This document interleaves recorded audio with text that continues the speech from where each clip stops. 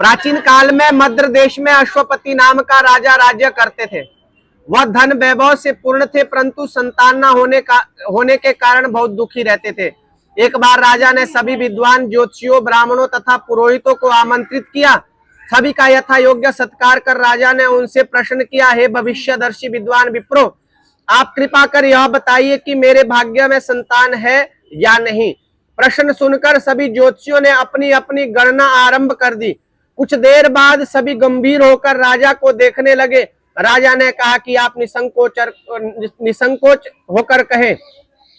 तभी ज्योतिषी बोले, हे राजन, आपके प्रश्न का उत्तर प्रसन्नता बढ़ाने वाला नहीं है, फिर भी हम बताते हैं कि आपके यहाँ केवल एक ही संतान कन्या के रूप में उत्पन्न होगी। यह अत्यंत रूपवान, बुद्धिमान, धर्मपरायण कन्या होगी, परंतु वह अपने विवाह के 1 वर्ष पश्चात ही विधवा हो जाएगी। यही विधि का विधान है। ज्योतिषी की भविष्यवाणी सुनकर राजा बहुत दुखी हुए। कालांतर में राजा के एक कन्या उत्पन्न हुई। कन्या का नाम सावित्री रखा गया। वह चंद्रमा की कला के समान नित्य प्रति बढ़ने लगी। जब वह कन्या विवाह योग्य हो गई, तब राजा उसके विवाह का परिणाम सोचकर बहुत दुखी हुए। वे विचारने लगे कि कुछ बचाव का प्रयास किया जाए। ऐसा सोचते सोचते उन्हें नारद जी का आह्वान किया और उन्हें सारी बात बता दी। नारद जी कुछ पल विचार कर बोले, हे राजन, तुम अपनी कन्या के विवाह का दायित्व उसी पर छोड़ दो। तुम अपनी कन्या से कहो कि वह अपने लिए स्वयं कोई योग्य वर तलाश ले। तुम्हारी कन्या जिस भी युवक को अपना भावी पति स्वीकार करेगी, तुम उसी के साथ उसका विवाह विधि पूर्वक कर दो। राजा ने अपनी कन्या को बुलाकर उसे नारद जी द्वारा कही गई सारी बात बताकर पूछा, हे पुत्री, तुम्हारा क्या विचार है?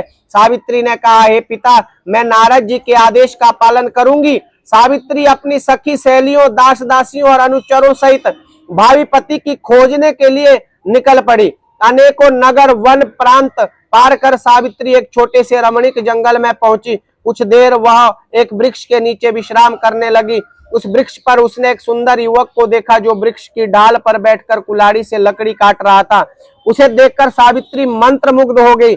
सावित्री ने अपने अनुचरों द्वारा उस युवक को बुलावा भेजा। सावित्री द्वारा बुलावे जाने पर वह युवक उसके पास आ पहुंचा। सावित्री द्वारा परिचय पूछे जाने पर युवक ने कहा, मेरा नाम सत्यवान है। मैं इसी जंगल में अपने अंधे माता पिता के साथ रहता हूँ। हम बहुत दरिद्र हैं। अपने जीवन का निर्वाह के लिए मैं जंगल में लकड़ी काटकर बाजार में बेचता हूँ। आप कहिए मैं आपकी क्या सेवा करूं? सत्यवान की शालीनता, शिष्टता और स्पष्टवादिता से प्रभावित होकर सावित्री ने उसके साथ विवाह का प्रस्ताव रखा।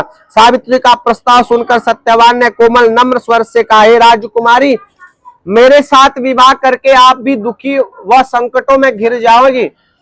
इसके बाद सावित्री बार बार विवाह का आग्रह करने लगी। सत्यवान के बार बार समझाने पर भी जब सावित्री नहीं मानी तो सत्यवान ने कहा, समीप ही मेरी कुटिया है, वहां मेरे माता पिता है, आप उनके पास चले। सत्यवान की बात मानकर सावित्री उसकी कुटिया में गई।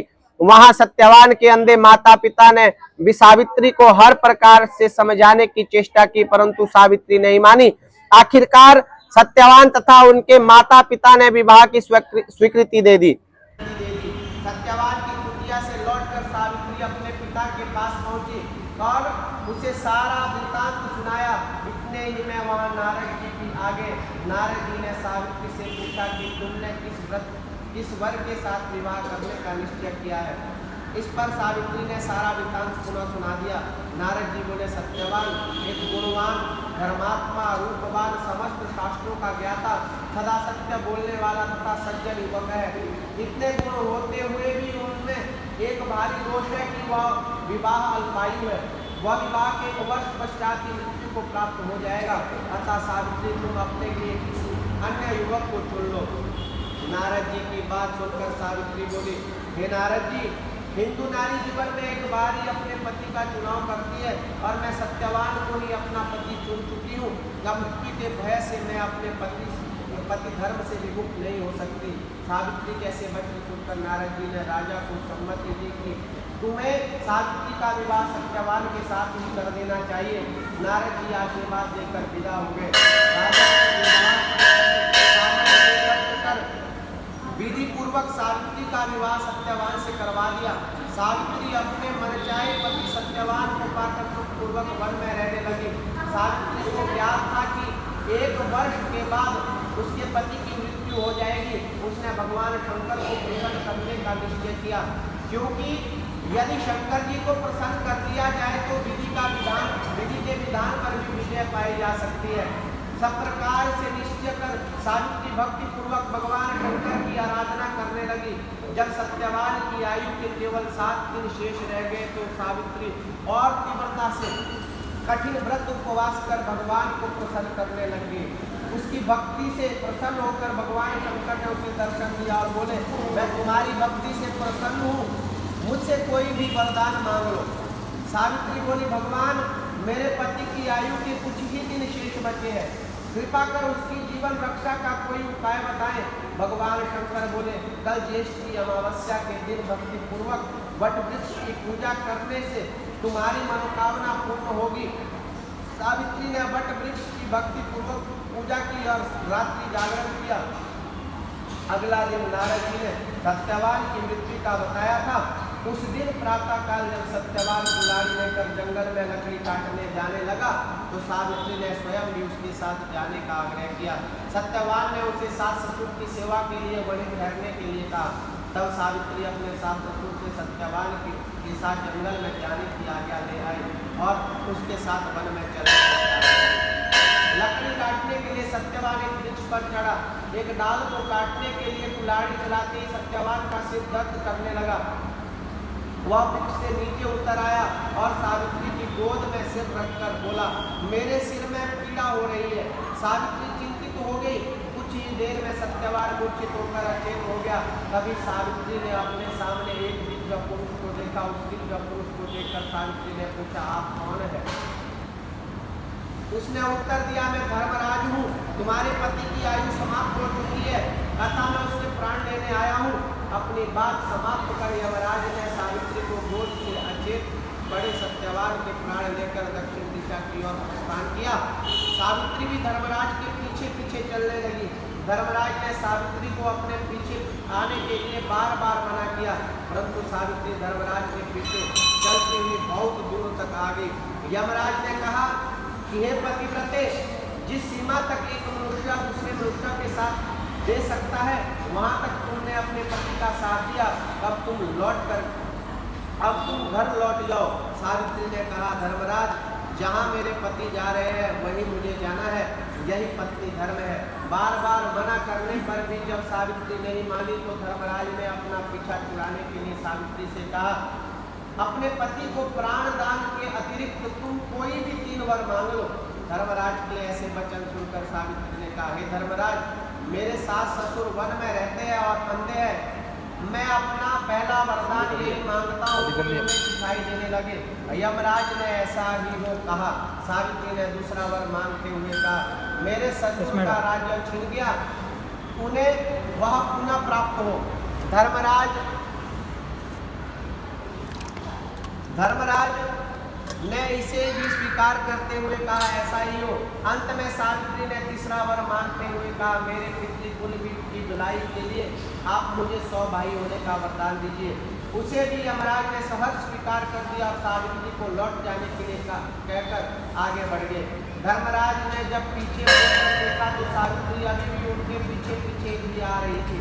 सावित्री की ऐसी निष्ठा और दृढ़ संकल्प देखकर यमराज जी का दिल पसीज गया और उन्होंने सावित्री से एक और वर मांगने के लिए कहा। पहले तीनों वरदान पाकर सावित्री ने अपने ससुर कुल और पितृकुल दोनों का कल्याण कर दिया। अब अपनी भलाई को सोचते हुए उसने सत्यवान से 100 पुत्र होने का वर मांगा। यमराज यह वरदान देकर आगे बढ़ने लगे। कुछ दूर जाने के बाद धर्मराज ने पीछे मुड़कर देखा तो पाया कि सावित्री अभी भी पीछे पीछे चली आ रही है। इस पर यमराज कहने लगे, मैंने तुम्हारे सभी वरदान स्वीकार कर लिए हैं, फिर तुम मेरे पीछे पीछे क्यों आ रहे हो? सावित्री बोली, भगवान, आपसे मुझे सत्यवान से 100 पुत्र होने का वरदान दिया है, फिर भी आप मेरे पति को लेकर जा रहे हैं। सत्यवान के बिना आपका यह वरदान कैसे पूरा होगा?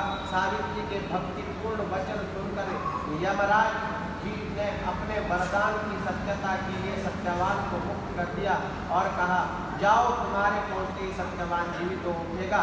ऐसा कहकर यमराज भी अंतर्ध्यान हो गए। सावित्री लौटकर उस वृक्ष के पास आई जहाँ सत्यवान का मृत शरीर पड़ा था। सावित्री ने कहा, पहुंचते ही सत्यवान पुनः जीवित हो उठा।